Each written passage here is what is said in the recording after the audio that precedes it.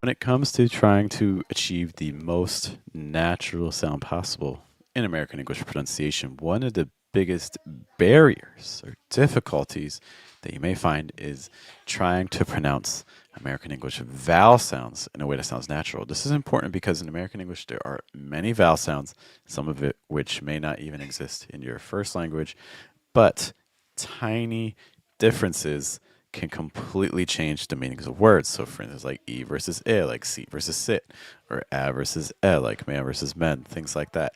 We need to make sure that our vowels are coming across clearly enough. And so today, that's something that we're going to be paying attention to in our audio files because welcome to the Schwa Mill. This is the American English Pronunciation Review Show where you send us pronunciation files to take a look at and give you feedback on.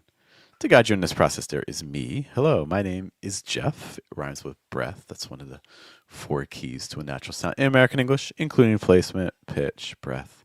Trying to weaken your consonant sounds in order to strengthen your vowel sounds. And like every other Monday, Tuesday, and Friday, right around 7:30 a.m., we're here to listen to a couple of your files. I'm going to play our first one and then give you guys some feedback. Thanks, by the way, to everyone who has sent us files. If that sounds like something you are interested in, you can take a look at the video description for the link to where you can get that done in our free Telegram group for this. Let's take a listen to our first file. Yesterday, I went to the store to buy a few things: milk, bread, and some fruit. Okay, thank you very much for sending this again. Let's listen once more. Yesterday, I went to the store to buy a few things: milk, bread, and some fruit. Okay, so one thing that I think is happening here, the music of this is a little bit different than I think we'll often hear in English. This feels like it has a Portuguese tilt to it. So let's kind of see why it sounds a little bit different from what I would expect in American English. Yesterday, I went to the store to buy a few things: milk, bread, and some fruit. So yesterday I went to the store to buy a few things. So it's like we have this kind of like repeated, almost up top section. I'll play again. Yesterday, I went to the store to buy a few things: milk, bread, and some fruit. Some of that is caused by the fact that what we have here, we have lots of short thought groups that are followed by each other that use similar pitches and similar thought group lengths and similar firmness. So we're repeating a lot of patterns in a very short time frame. Yesterday, I went to the store to buy a few things: milk. Yesterday, I went to the store to buy a few things. Versus if we had used some longer thought groups here, it's like you can separate the yesterday if you want. You say that yesterday, I went to the store. Since I went to the store, I went to the store to buy a few things. Do you hear a difference? Yesterday, I went to the store to buy a few things. Yesterday, I went to the store to buy a few things. So there's a couple things that are happening here. One, I'm playing around with the thought group lengths. Okay, so experiment with trying to make some of your thought groups potentially a little bit longer. Second thing, I'm playing a little bit with speed. We're starting a little slow, right? Yesterday, then we speed up a bit. I went to the, I went to the, I went to the. What I'm doing to speed up is I'm using things, for instance, like reductions and linking. So instead of I went to the store, Yesterday, I went to the store to buy a few. I went to the store. I went to the store. Do you hear the difference there? I went to the store. I went to the store. I went to the store. I went to the store. Okay. So incorporating more linking, incorporating more reductions. So instead of to the often becomes to the went to the store. I went to the store. Even the word went could be reduced as well. So I went to the store. I went to the store. Some of this is I think a lot of times as people who have learned other languages, we get really worried about clarity and being understood, when in reality, that same clarity is preventing us from achieving a more natural sound. So I would say, hey, let's Let's weaken our consonant sounds. Go a little weaker there. Let's play around with our speed. Some sections we gotta go faster on. Some we can slow down. Yesterday, I went to the store to buy a few things: milk, bread, and some fruit. You can even hear like to buy a few things. So what's happening here is we're stressing almost every other word. So we're putting a lot of emphasis onto things. If we take away some of these stresses, that's going to allow us to use more reductions. So instead of saying to buy a few things, you're putting a lot of weight on buy and on few and on things here. Yesterday, I went to the store to buy a few things: milk, bread, and some fruit. Okay. To buy a few things. So now what's happening is you have stress that's competing between words that are right next to each other. Are we stressing few? Are we stressing things? We want to try to remove that competition as much as possible in general. Most likely, like to buy a few things. I went to the store to buy a few things. If you have to pick a stress between fewer things, so maybe put it on things. Okay, in general, if you have an adjective, a noun, you're going to put the stress on the noun. Things is a very generic noun, so I wouldn't be surprised if you were to listen to other native speakers saying this phrase. I wouldn't be surprised if you actually heard the stress on buy. Went to the store to buy a few things. I had to go to the store to buy a few things, versus I went to the store to buy a few things. Okay, so just kind of watching out for stresses there. I think cutting out your stresses, playing around with your speed a little bit, finding some places to go fast, some other places to go slow on. Even just doing those two things is really going to help open up your pronunciation to give a more natural sound. Okay, let's try those out and let me know how it goes. But thank you so much for sending that file. We appreciate it. Before we take a look at our second and final file for today, I just want to give a quick shout out to our sponsor, which is us. We have a small group coaching program that, how do I put this? It's been such a wonderful experience to start.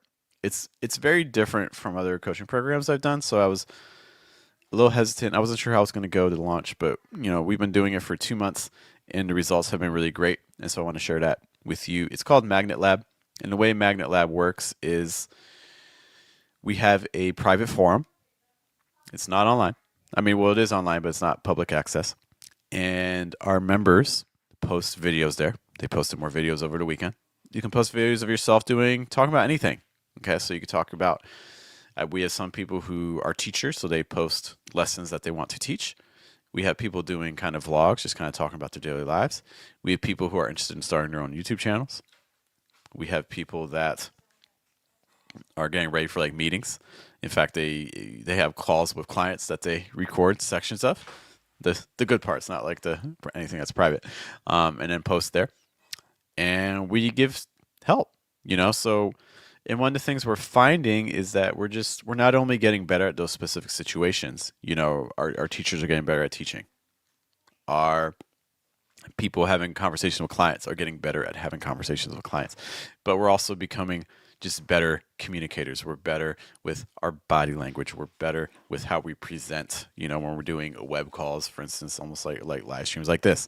We're better when we're shooting on a camera. We're better when we are put in front of a microphone. We're better when we're speaking in front of groups of people. I've been super excited with the results. The growth has been outstanding. And I want that for you if that's something that you want for you. So if that sounds like something you're interested in, trying to just become better, not only at American English, but just honestly communicating in any language you may speak, I think Magnet Lab will be a great experience for you. You can get more information for that at fluentamerican.com/magnetlab. Let's take a listen to our final file for today. Is this it free? He knows that problem. Okay, I'm going to play this one more time. Is this it free? He knows that problem. Okay, so when I was selecting this file, there was one moment in this that I had a little bit of difficulty understanding in the beginning. And I'll show you where that is. Is this it free? He knows that problem. And this speaks to what we were talking about in the beginning of the session. So we have in this clip a short I sound, an I sound, that is followed by an E sound. And it's in the sequence that says this seat. So it's saying, is this seat free? But notice what's happening. The E sound is getting a little bit lost in seat. And instead of hearing this seat, is this seat, Is this seat free? He knows that problem. I feel like I'm hearing, is this seat free? Is this seat free? Versus, is this seat free? Is this seat free? Do you hear a difference between is this seat free and is this seat free? Is this seat free? He knows that problem. Okay, so we have to give more space to our E sound. The E sound is a vowel that I see across many different language groups. I see it with my Chinese speaking students and even other languages, Asian languages as well. I see it with Arabic speaking students. I see it with my Romance language students. I see it with Slavic languages like Russian, Ukrainian. So over and over again, what's happening is we're reducing E sounds. And in general, we can't do that. You know, I can't say like happy. I have to say happy. I can't say this. I have to say this seat. Things like that. I can't say city. I have to say city. Okay, so these E vowels we have to pay attention to. And the reason we especially need to is because, again, American English doesn't care as much about consonant sounds, but it cares a lot about vowel sounds. So if your vowel sound's not doing what it needs to do, it's going to be hard to achieve a very natural sound. So like, is this seat free? Is this seat free? I think what's happening here is that the stress is on the word free. And we know that typically right before a stress, what we want to do is we want to go weak. We want to go low in pitch. We want to go fast. We want to go soft. However, we still have to maintain the vowel sound. It's like, is this seat free? Seat free. Just give enough space to that E sound before you get to your next word. Seat free. Is this seat free? He knows that problem. You're going to hear in that phrase, is this seat free? All the words here are very balanced, kind of like what we saw in the first audio file. American English really doesn't like that sort of balance. Mix up some of your syllables. Some things have to be faster, some things have to be slower. Is this seat free? He knows that problem. So, Franklin, is this seat free? Is this seat free? So maybe like, is this seat? That part can all be maybe fast and light. Is this seat? Is this seat? Is this seat? And then free, maybe hold longer. Like, is this seat free? Is this seat free? Is this seat free? Okay, so just kind of watching out for that E sound. And then for the second half of this. Is this seat free? He knows that problem. I believe this says he knows that problem. That blum sound. Watch out for that. So that's going to be, when you get those L's at the end, it's like a dark L. It's like problem. So what I'm doing, taking the tip of my tongue down, it's my mouth. La. So instead, probable.